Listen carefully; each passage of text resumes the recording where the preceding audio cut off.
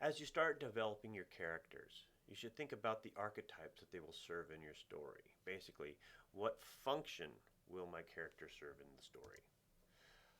The first archetype is the hero, who's the main character, whose POV the audience experiences the story.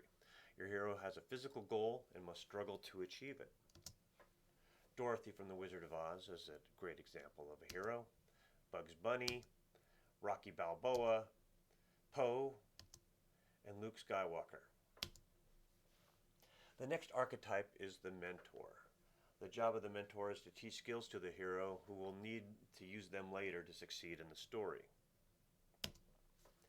Ultimately, the mentor has to leave the story, so the hero must solve her problems on her own.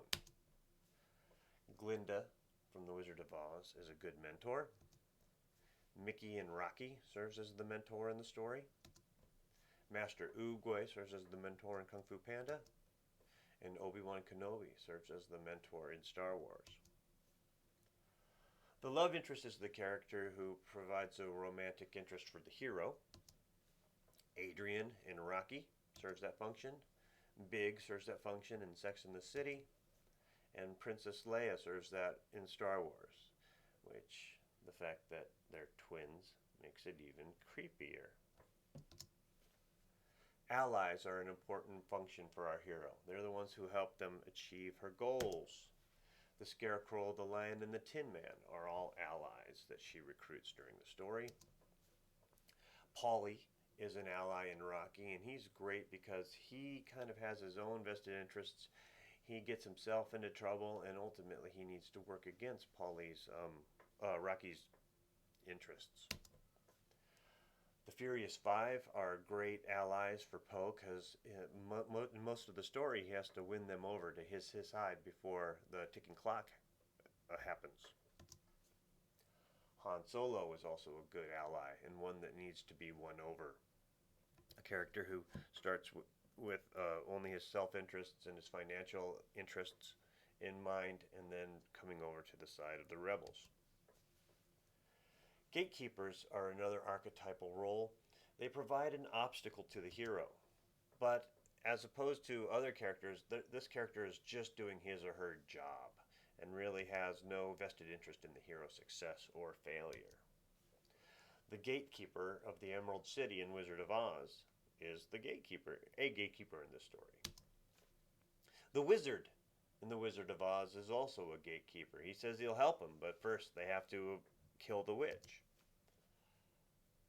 Apollo Creed is the gatekeeper in Rocky because he's the one who chooses who he's going to fight. Shifu is the gatekeeper because he doesn't really want to teach Poe how to fight. He wants Poe to quit.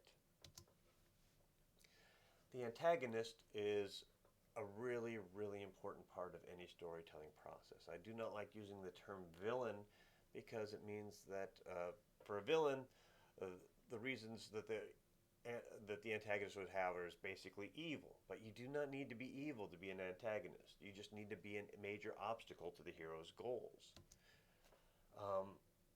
Your antagonist has to have a personal agenda to stop that hero from succeeding.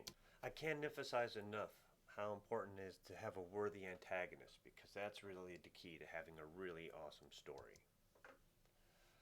Classic antagonists include the Wicked Witch from The Wizard of Oz, Apollo Creed in Rocky, Tai Lung in Kung Fu Panda, and Darth Vader in Star Wars. The evil minion helps the antagonist succeed in his or her goal. The flying monkeys in The Wizard of Oz are minions.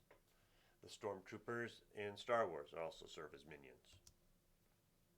The herald is an archetype who calls the hero to action. In Wizard of Oz, the traveling salesman is the one that inspires Dorothy that there's more to life than just Kansas. Apollo Creed is the herald. He is the one who calls Rocky to action by choosing him to be in the big fight. Obi-Wan Kenobi is the herald. He approaches Luke Skywalker, tells him that he thinks he has special powers and that he can teach him how to use it. And Luke says, no, I'm going to Star Academy. And by the time Luke makes it back home, he finds that the stormtroopers have killed all of his family, his adoptive family, and so decides that he is now going to heed the call of the Herald. Shapeshifters are another really interesting character archetype. These are characters who are not who they claim to be and can change sides at really important parts of the story. The Wizard in The Wizard of Oz is a shapeshifter. He claims to be this omniscient being when he's really just a carnival sideshow man.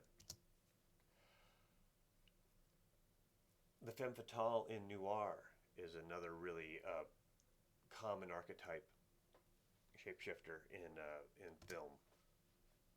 Bugs Bunny is a shapeshifter. All he has to do is put on a dress and he gets a completely different reaction from his antagonists.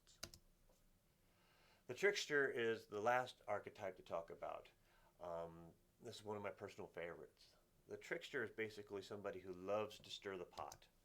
They like to create trouble just for the fun of it. And they are often his or her own worst enemy, and their plans to cause trouble will often happen to them. Daffy Duck is a great example of a trickster.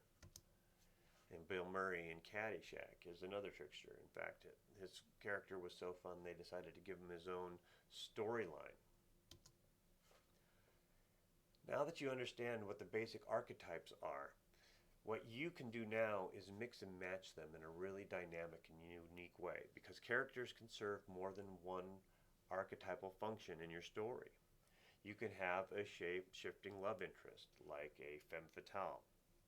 You can have a Herald gatekeeper antagonist, like Apollo Creed and Rocky. Think about creating an unreliable mentor, or a shape-shifting mentor. This is the opportunity to create a unique point of view in your storytelling by mixing and matching these types of archetypes as you tell your story.